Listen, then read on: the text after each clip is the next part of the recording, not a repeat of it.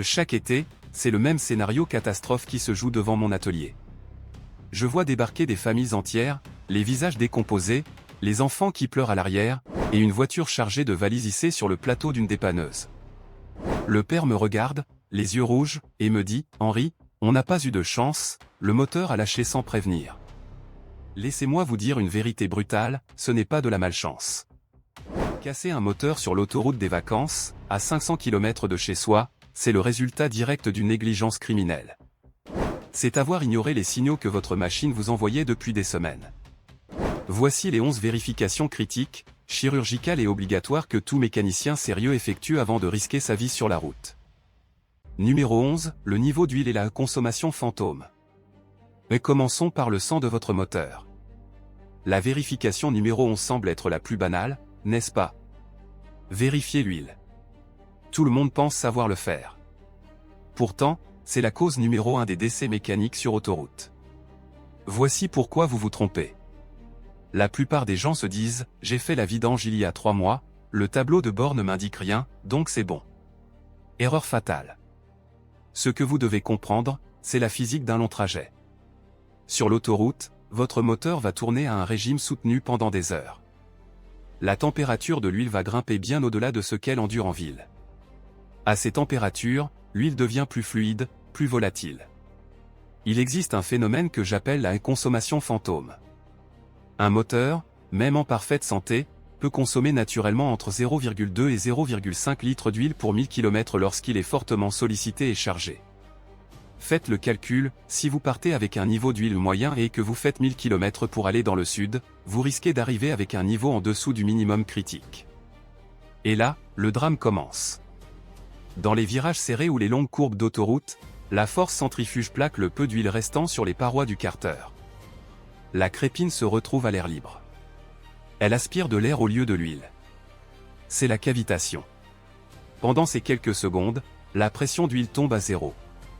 Vos coussinets de bielle, vos paliers de turbo et vos arbres à cam frottent métal contre métal. À 3000 tours par minute, il suffit de quelques secondes pour rayer irrémédiablement un cylindre ou gripper un turbo. La procédure Henri. Le matin du départ, moteur froid, voiture parfaitement à plat. Tirez la jauge manuelle. Ne faites jamais confiance à la jauge électronique du tableau de bord, ses capteurs sont lents et imprécis. Essuyez la tige avec un chiffon propre. Replongez-la à fond. Ressortez-la. Le niveau doit être impérativement au maximum. Pas au milieu. Pas aux 3/4. Au maximum, sans le dépasser. Pourquoi? Parce que ce volume d'huile supplémentaire agit aussi comme un refroidisseur. Plus il y a d'huile, mieux la chaleur est évacuée. Et emportez toujours, je dis bien toujours, un bidon d'1 litre de la bonne viscosité dans le coffre. Sur une aire d'autoroute, ce même bidon vous coûtera 3 fois le prix, si vous le trouvez. Numéro 10, le liquide de refroidissement et le syndrome de la cocotte minute. Et si l'huile et le sang, le liquide de refroidissement est le système immunitaire thermique de votre voiture. En ville, votre ventilateur se déclenche de temps en temps, tout va bien. Mais sur l'autoroute, chargé comme une mule, grimpant une côte à 110 km/h par 35 degrés à l'ombre, votre circuit de refroidissement est une cocotte minute prête à exploser. Le danger ici n'est pas seulement le niveau, c'est la pression et la qualité du fluide. Beaucoup d'automobilistes font la pointe avec de l'eau du robinet. C'est un crime contre la mécanique. L'eau bout à 100 degrés Celsius. Un vrai liquide de refroidissement, sous pression, peut tenir jusqu'à 125 degrés Celsius ou 130 degrés Celsius sans bouillir. Si vous avez mis de l'eau, elle va entrer en ébullition dans la culasse, créer des poches de vapeur, et votre joint de culasse va fondre comme du fromage au soleil. L'inspection visuelle. Regardez le vase d'expansion. 1. Le niveau, il doit être stable. S'il a baissé depuis la dernière fois, c'est qu'il y a une fuite. Le liquide ne s'évapore pas par magie. Cherchez des traces blanchâtres ou rosées autour des durites, du radiateur ou de la pompe à eau. Ce sont des fuites séchées. 2. La couleur, c'est le test de vérité. Le liquide doit être limpide et vif. S'il est marron, trouble, couleur boue, c'est terminé. Cela signifie que les additifs anti-corrosion sont morts et que votre moteur rouille de l'intérieur. Cette boue va boucher les fines canalisations de votre radiateur. Sur autoroute, un radiateur bouché à 20% suffit pour provoquer une surchauffe fatale. 3. L'odeur, c'est une astuce de vieux briscard. Si, en ouvrant le capot moteur chaud, vous sentez une odeur douceâtre, sucrée, un peu comme du sirop d'érable chaud ou du curry. Arrêtez tout. C'est l'odeur du glycol qui s'évapore. Vous avez une fuite active qui goutte sur une pièce chaude. Si vous partez comme ça, vous ne dépasserez pas le premier péage. Numéro 9, pneus, charge et roues de secours. Et nous arrivons au seul point de contact entre vous, votre famille et le bitume brûlant, les pneus. C'est ici que l'ignorance tue le plus. Les gens donnent un petit coup de pied dans le pneu, disent c'est gonflé, et montent dans la voiture. C'est de la folie pure. Sur un long trajet d'été, vos pneus affrontent deux ennemis mortels, la chaleur et la charge. Un pneu sous-gonflé se déforme excessivement à chaque tour de roue. Cette déformation crée une friction interne massive. Le pneu chauffe de l'intérieur. À 130 km/h, la température interne peut dépasser les limites de la colle qui tient la structure du pneu. Et là, c'est l'éclatement. Pas une crevaison lente, non. Une explosion. Bang. À haute vitesse, c'est la perte de contrôle assurée. Le piège de la pression. Ne faites jamais la pression après avoir roulé 20 km pour aller à la station-service. En roulant, l'air chauffe et se dilate. Votre manomètre indiquera 2,5 bars, alors qu'en réalité, à froid, vous êtes peut-être à 1,9 bars. Vous croyez être en sécurité, mais vous êtes en danger. La pression se fait toujours à froid, ou alors il faut ajouter 0,3 bars à la recommandation si les pneus sont chauds. Le facteur Bellmer. Regardez l'étiquette dans la portière conducteur ou la trappe à essence. Il y a deux colonnes, véhicules vides et véhicules chargés autoroute. La différence est souvent énorme. Vous partez avec le coffre plein, les vélos sur le toit, les passagers. Votre voiture pèse 400 kg de plus que d'habitude. Si vous gardez la pression ville, vos pneus arrière vont s'écraser, chauffer et potentiellement éclater. Surgonflez systématiquement l'arrière selon les préconisations autoroute. L'oublié du coffre, la roue de secours. C'est mon test préféré. Je demande, elle est où votre roue de secours? Les gens fouillent sous les valises, et quand on la sort, elle est à plat. Une roue de secours perd naturellement de la pression avec les années. Le jour où vous crevez à 3 h du matin sous la pluie, au milieu de nulle part, découvrir que votre roue de secours est vide est une expérience psychologique dévastatrice. Sortez-la, gonflez-la à 3,0 bars, et vérifiez que vous avez le cric et la clé pour les écrous. Et si vous avez des écrous anti-vol sur vos jantes, savez-vous où est la douille spécifique? Si elle est restée sur l'établi du garage, vous ne changerez aucune roue. Numéro 8, frein, liquide et fading. Parlons maintenant de ce qui vous sépare du fossé, les freins. Vous pensez que parce que votre voiture s'arrête bien au feu rouge en bas de chez vous, elle s'arrêtera aussi bien chargée de 400 kg de bagages, en descendant un col de montagne à 12% de pente? Détrompez-vous. C'est l'illusion la plus dangereuse du conducteur estival. Le danger ici ne vient pas seulement des plaquettes, mais de l'ennemi invisible, le liquide de frein. Le liquide de frein est hygroscopique. Cela veut dire qu'il adore l'eau. Il absorbe l'humidité de l'air ambiant à travers les joints et le bouchon année après année. Voici la physique du désastre. Un liquide de frein neuf bout à environ entre 230 degrés Celsius et 250 degrés Celsius. C'est parfait pour supporter la chaleur intense générée par les étriers. Mais s'il est vieux et chargé d'eau, son point d'ébullition chute drastiquement vers 150 degrés Celsius ou moins. Sur l'autoroute, lors d'un freinage d'urgence à 130 km/h, ou pire, en descendant une longue route de montagne en freinant constamment, la chaleur des disques se transmet au liquide. L'eau contenue dans le liquide se met à bouillir.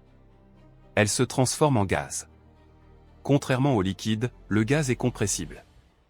Résultat? Vous appuyez sur la pédale pour prendre une épingle à cheveux, et la pédale part au plancher. Elle est molle comme une éponge. Il n'y a plus de frein.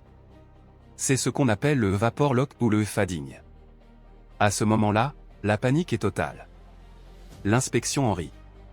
1. La couleur du liquide, ouvrez le petit réservoir. Le liquide doit être clair, doré, comme du vin blanc ou de l'huile neuve. S'il est noir, marron foncé ou trouble, c'est qu'il est saturé d'humidité et de saleté. Il est périmé. Ne partez pas en montagne avec ça. Vidangez-le. 2. L'épaisseur des plaquettes, ne regardez pas juste s'il en reste. Regardez l'épaisseur de la garniture. S'il reste moins de 4 à 5 mm, changez-les. Avec le poids des bagages, l'usure va s'accélérer exponentiellement. Vous ne voulez pas entendre le bruit ferraille contre ferraille à mi-parcours. Numéro 7, éclairage et réglage de l'assiette. Sur la route des vacances, vous allez rouler de nuit, traverser des tunnels, peut-être affronter des orages. Voir et être vu n'est pas une option, c'est une obligation de survie. Je vois trop de voitures borgnes sur la route. Un phare grillé, et soudain, pour le camion qui arrive en face sur une nationale, vous ressemblez à une moto. Il peut mal juger votre largeur et serrer trop à gauche. Le résultat est une collision au rétroviseur, ou pire. Faites le tour complet du véhicule. Oui, complet. Feu de croisement, plein phare, clignotant, anti-brouillard, feu de recul et surtout les feux stop. Coincez un balai sur la pédale de frein ou demandez à quelqu'un de regarder. Si vos stops ne marchent pas, le conducteur derrière vous, fatigué après 6 heures de route, ne verra pas que vous pilez pour un bouchon. Il vous transformera en accordéon. Le piège de la charge. C'est le point technique que 95% des gens oublient. Votre voiture est conçue pour être horizontale. Mais quand vous mettez 3 valises de 20 kg dans le coffre, plus les enfants à l'arrière, plus le chien, l'arrière de la voiture s'écrase. Mécaniquement, l'avant se relève. Vos phares, qui étaient bien réglés, pointent maintenant vers le ciel. Conséquence. 1. Vous éblouissez tous les conducteurs en face. Vous créez un danger pour eux. 2. Vous ne voyez rien de la route. Vos feux de croisement n'éclairent plus le bitume devant vous, ils éclairent les panneaux à 10 mètres de haut. Cherchez la petite molette de réglage à gauche du volant. 0 égale voiture vide. 2 ou 3 égale voiture chargée. Descendez les phares jusqu'à ce qu'ils éclairent la route correctement.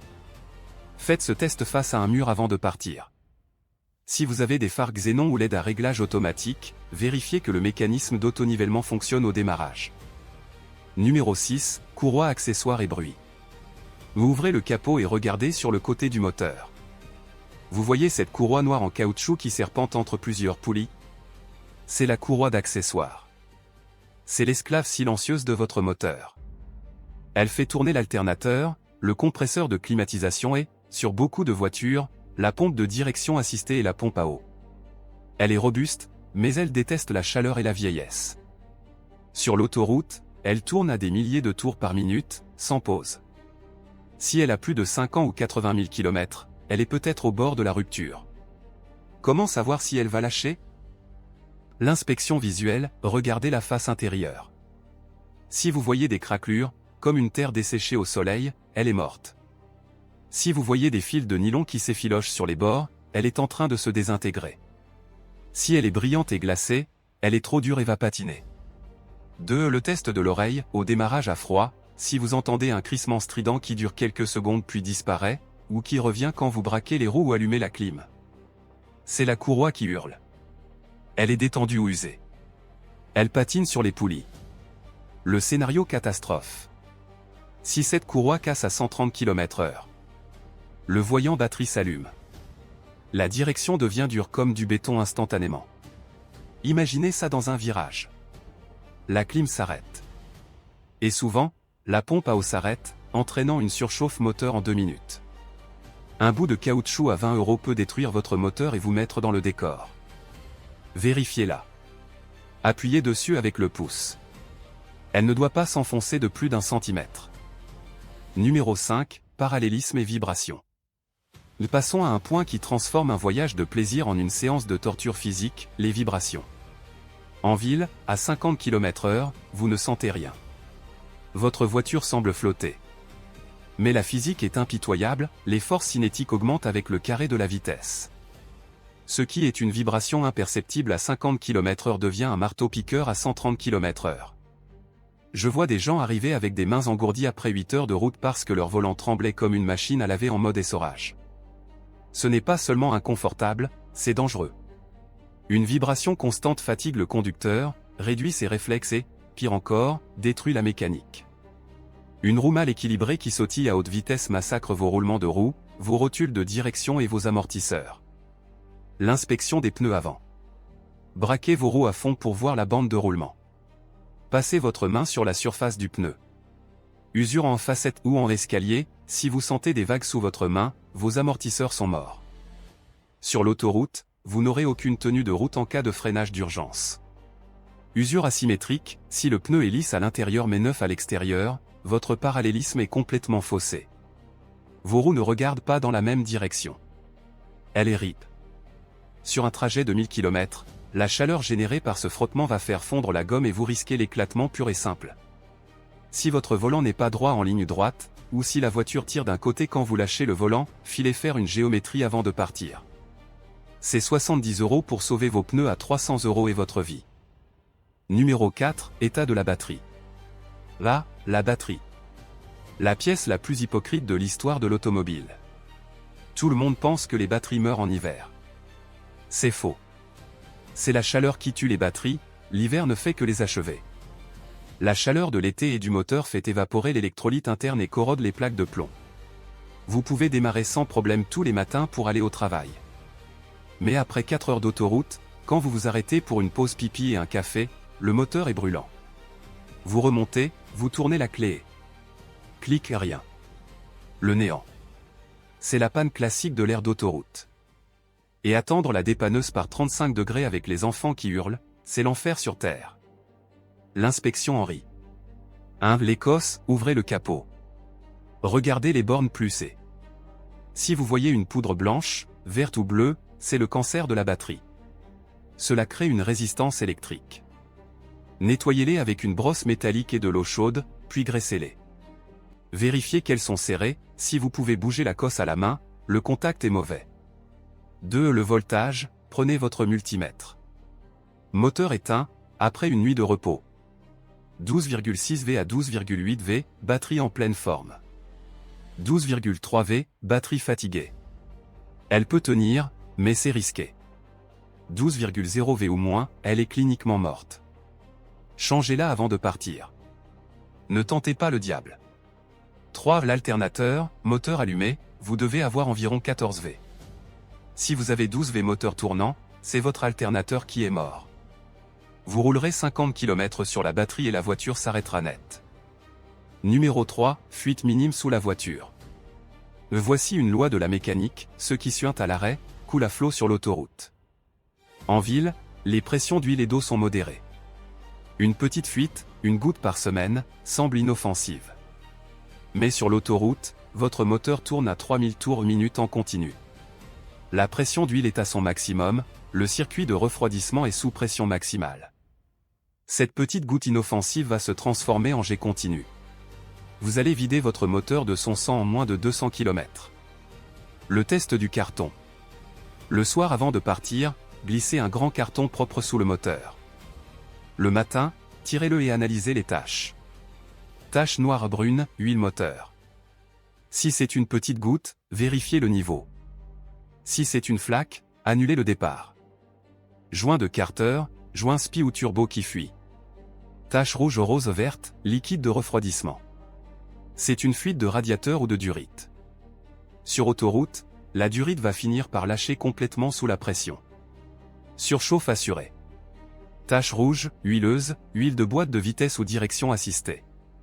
Danger critique pour la mécanique. Tache claire jaunâtre, c'est la couleur de la mort. Si vous voyez du liquide de frein par terre, interdiction formelle DE démarrer. Vous avez une fuite sur un étrier ou une canalisation. Au premier freinage d'urgence, la pédale ira au plancher et vous ne vous arrêterez pas à appeler la dépanneuse devant chez vous, c'est moins cher que l'hôpital. Numéro 2, surveillance des premiers kilomètres. Le jour J est arrivé. Vous avez démarré. Tout le monde est excité. C'est là que 99% des conducteurs commettent l'erreur fatale, ils mettent la musique à fond, branchent le GPS et oublient la voiture. Les 15 premières minutes d'un long trajet sont les plus critiques. C'est le moment de vérité où le moteur passe de froid à sa température de fonctionnement, où le thermostat s'ouvre, où le circuit monte en pression. Si une réparation a été mal faite, si une durite est faible ou si le thermostat est grippé, c'est maintenant que ça va se voir. La règle des 15 minutes. Pas de musique. Pas de distraction. L'aiguille de température, gardez un œil dessus comme un faucon. Elle doit monter progressivement et se stabiliser et ne plus bouger d'1 millimètre. Si elle monte trop vite vers le rouge, arrêtez-vous immédiatement. Si elle redescend quand vous roulez vite, votre thermostat est bloqué ou vert. 2. L'odeur, ouvrez légèrement la fenêtre ou mettez la ventilation.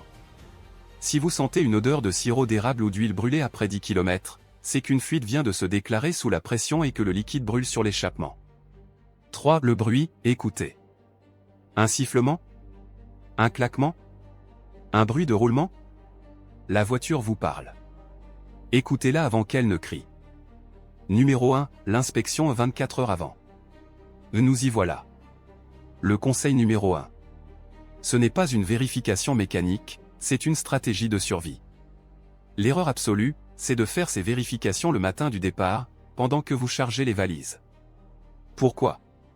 Parce que si vous découvrez un pneu à plat, une batterie faible ou un niveau d'huile bas à 6 heures du matin, avec le stress du départ et la famille qui attend, vous allez prendre une mauvaise décision. Vous allez vous dire, allez, ça va tenir, on verra plus tard. C'est la nature humaine. Et c'est cette décision, prise dans le stress, qui vous conduira sur la bande d'arrêt d'urgence. La règle d'or des 24 heures. Faites toutes ces vérifications la veille, ou l'avant-veille. La voiture est froide. Si vous trouvez un problème, vous avez le temps d'aller au magasin, de réparer, d'acheter un bidon. Les Japonais, maîtres de la fiabilité, disent « ce qui est vérifié dans le calme n'est pas réparé dans l'urgence ». Une voiture préparée la veille est une voiture qui arrive à destination. Une voiture vérifiée à la hâte est une candidate pour la dépanneuse. Donnez-vous cette marge de sécurité. Le voyage commence quand vous ouvrez le capot la veille, pas quand vous tournez la clé le matin.